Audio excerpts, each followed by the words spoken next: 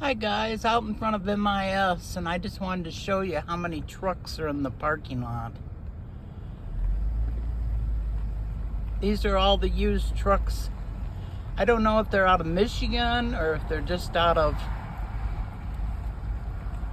all the states around, but they said that there's over 5,000 trucks in the parking lot that have not sold.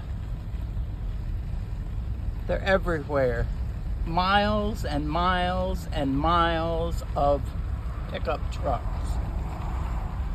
Unreal.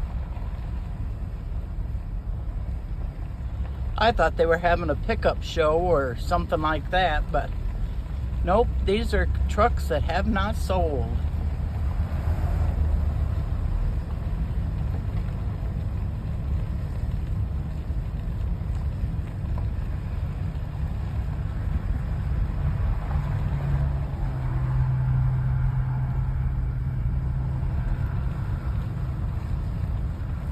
You would not believe how many there is.